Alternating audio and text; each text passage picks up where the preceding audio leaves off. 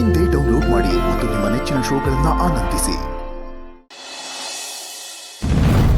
ಅಲ್ಲ ಕಣೋ ಸಂಜು, ಚಿಕ್ಕಮ್ಮ ಸ್ವಲ್ಪ ಸುಮ್ಮನಿರ್ತೀರಾ? ಯಾರು ಔಟ್ಸೈಡರ್ಸ್ ಇಂದ ನಾವು ಇವತ್ತು ಮನೆಯಿಂದ ಆಚೆ ಬಂದಿದ್ದೀವಿ. ಮುಂದೆ ಏನ್ ಡೇಂಜರ್ ಕಾದಿದ್ಯೋ ಅಂತ ನಾನು ಯೋಚನೆ ಮಾಡ್ತಿದ್ರೆ ನೀವು ನೋಡಿದ್ರೆ ವಟ ವಟ ವಟ ವಟ ವಟ ಅಂತಿದ್ದೀರಲ್ಲ, ಸ್ವಲ್ಪ ಸುಮ್ಮನಿರಿ. ಕೊಟ್ಟಾನೆ ನಿಮ್ಮಪ್ಪ ಅಮಾವಾಸ್ಯೆಗೊಂಥರ ಹುಣ್ಣಿಮೆಗೊಂಥರ ಆಡ್ತಾರೆ, ನಾವೇನ್ ಮಾಡಕ್ಕಾಗತ್ತೆ?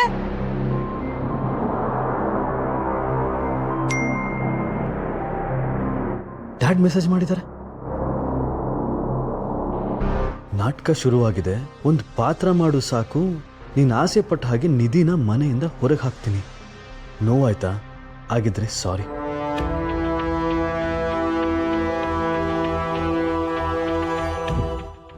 ಒಂದೊಂದು ಸರಿ ನೀವು ಏನು ಮಾಡ್ತೀರಾ ಅನ್ನೋದನ್ನ ಡಿಕೋಡ್ ಮಾಡೋಕ್ಕೆ ಆಗಲ್ಲ. Love you dad.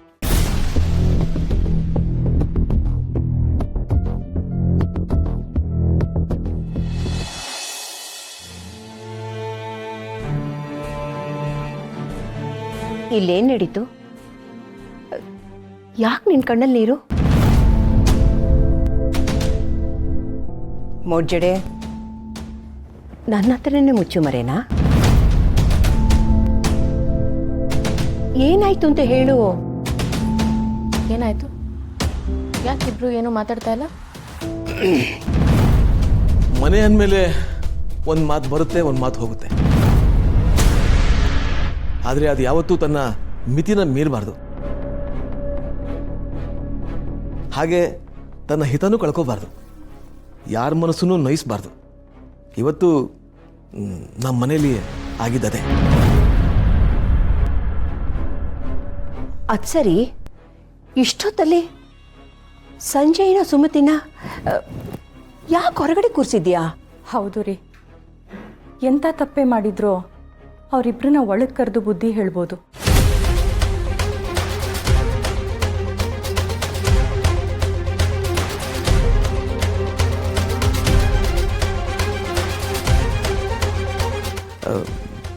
ಮನುಷ್ಯ ಜೀವನದಲ್ಲಿ ಬೀಳೋ ತಪ್ಪಲ್ಲ, ಬಿದ್ದ ಮೇಲೆ ಎದ್ದೇಳ್ದಿರೋ ತಪ್ಪು. ತಪ್ಪು ಮಾಡೋ ತಪ್ಪಲ್ಲ, ಇದು ತಪ್ಪು ಅಂತ ಗೊತ್ತಾದ ಮೇಲೆ ತಪ್ಪನ್ನ ತಿದ್ಕೊಳ್ದಿರೋ ತಪ್ಪು.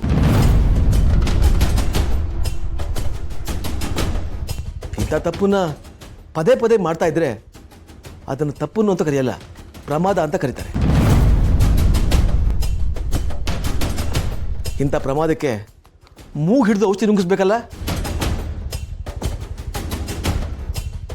ಶಾಂತಮ್ಮ, ದಯವಿಟ್ಟು ಅವನ್ನ ಕ್ಷಮಿಸಿ. ಅವನಿಂದ ನಿಮ್ಮ ಮನಸ್ಸಾಗಿರೋ ನೋವನ್ನ ನನ್ನಿಂದ ಅಳ್ಸೋಕ್ಕಂತೂ ಆಗಲ್ಲ. ನಿಮ್ಮನ್ನ ಕೈ ಮುಗಿದು ಕೇಳ್ಕೋಬೋದು, ದಯವಿಟ್ಟು ನಮ್ಮನ್ನು ಕ್ಷಮಿಸಿ. ಇದು ನನ್ನ ಕರ್ತವ್ಯ. ಛೇ, ಹೀಗೆಲ್ಲ ನಿನ್ನ ಕೈ ಮುಗಿಬಾರ್ದಪ್ಪ. ಅಮ್ಮ ನಿಧಿ, ನಿನ್ನ ಮನಸ್ಸಿಗೆ ಆಗಿರೋ ನೋವು ಎಂಥದ್ದು ಅಂತ ನನಗೆ ಚೆನ್ನಾಗಿ ಅರ್ಥ ಆಗತ್ತಮ್ಮ. I am sorry. ಕರ್ಣ,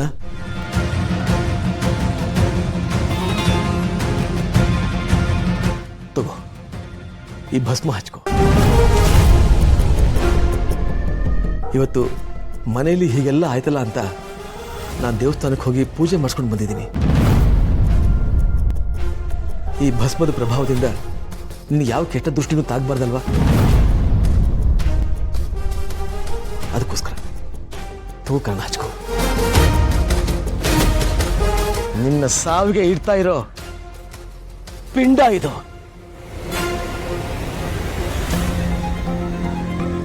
ನಂಬಿಕೆ ಅನ್ನೋದು ಪ್ರಶ್ನೆ ಮಾಡದಿದ್ದಾಗಲೇ ಅದು ಚೆನ್ನಾಗಿ ಕೆಲಸ ಮಾಡೋದು.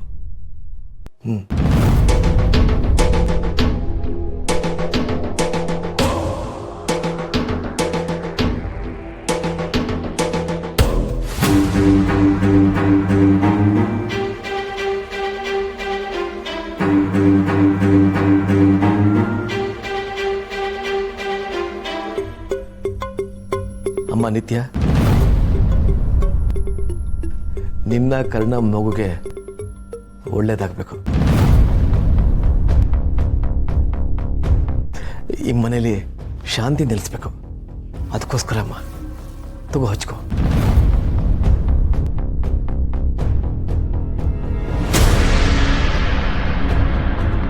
ಈ ನಿತ್ಯ ನಿನ್ನನ್ನೇ ನಿಜವಾಗೂ ಪ್ರೀತಿಸೋ ಹಾಗೆ ಮಾಡಿ ಅಕ್ಕ ತಂಗಿಯರ ಮಧ್ಯೆ ಬಿರುಕು ಮೂಡೋದಕ್ಕೆ ಇಡ್ತಾರೆ ಈ ಪಿಂಡ.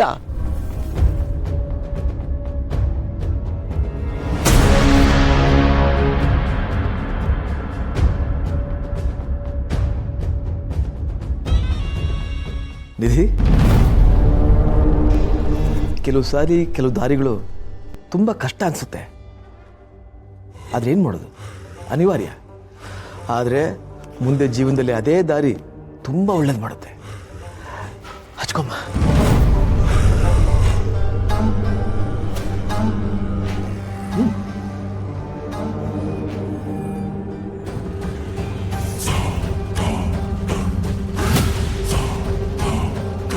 ನಿನ್ನ ದೊಡ್ಡ ವೀಕ್ನೆಸ್ ನಿಧಿ, ನಿನ್ನನ್ನು ಇವಳಿಂದ ದೂರ ಮಾಡೋದು ನನ್ನ ಗುರಿ.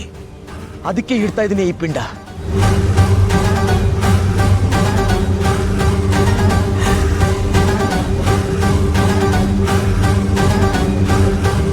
ರಮೇಶ, ಈ ಮನೆ ನಮ್ದಿಗೋಸ್ಕರ ನೀನು ಮಾಡ್ತಾ ಇರೋ ಒಳ್ಳೆ ಕೆಲಸ ನೋಡ್ತಾ ಇದ್ರೆ ನನ್ನ ಮನಸ್ಸು ತುಂಬಿ ಬರ್ತಾ ಇದೆ ಕಣೋ. ಆ ಭಗವಂತ ಯಾವಾಗಲೂ ನಿನ್ನಿಂದ ಇದೇ ರೀತಿ ಒಳ್ಳೆ ಕೆಲಸಗಳನ್ನೇ ಮಾಡಿಸ್ಲಿ. ಇದೇ ಥರ ಹಾಮ, ಇದೇ ಥರ ಒಳ್ಳೆಯದನ್ನು ಮಾಡಿಸ್ತಾನೆ ಇರಲಿ. ಅದೇ ತಾನೇ ನನಗೆ, ಅಂದರೆ ನಮಗೆಲ್ಲ ಬೇಕಾಗಿರೋದು. ಅಮ್ಮ, ಕೆಲವು ಸಾರಿ ಪರಿಸ್ಥಿತಿನ ಬದಲಾಯಿಸೋಕ್ಕಾಗಲ್ಲ, ಆಗ ಮನಸ್ಥಿತಿನೇ ಬದಲಾಯಿಸ್ಕೋಬೇಕು.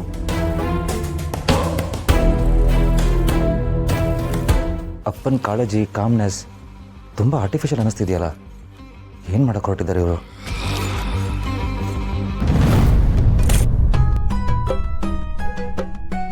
ಚಿಕ್ಕಮ್ಮ, ನಾನು ಹೇಳೋದನ್ನ ಸ್ವಲ್ಪ ಪೇಷನ್ಸಿಂದ ಕೇಳಿ. ಎಷ್ಟೇ ಕಷ್ಟ ಆದರೂ we have to do this. What to do? ಏನ್ ಮಾಡಬೇಕು? ನೀವು ಅವ್ರ ಕಾಲಿಗೆ ಬೀಳೋದಕ್ಕೆ ರೆಡಿಯಾಗಿ.